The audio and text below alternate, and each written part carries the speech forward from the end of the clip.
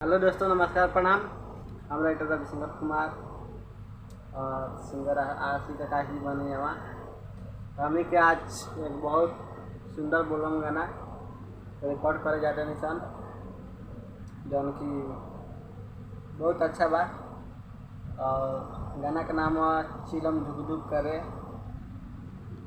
तो अपन प्यार दुलार ये गाना पर बनले रही और जब गाना रिलीज हुई तो हम आप लोग के लिंक शेयर कर दें और गाना के खूब शेयर करें ताकि गाना मार्केट में भी बाजे लगे।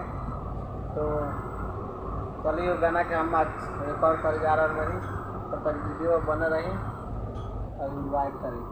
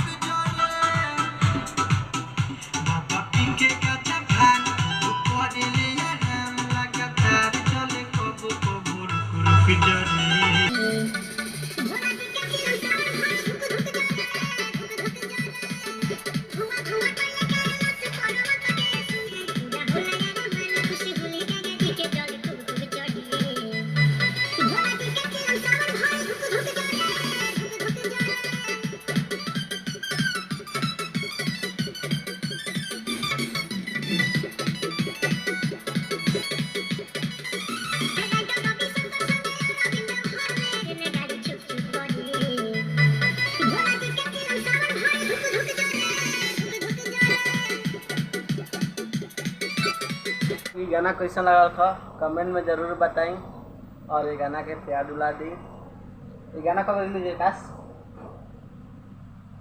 बिहान शाम के हुई 6:30 बजे।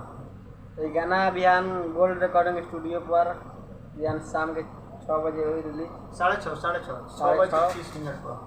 हाँ वही 6:30 बजे के लगभग में हुई, 6:30 बजे हुई और गोल्ड रिकॉर्डिंग में जाकर अपने सुन सकता नहीं।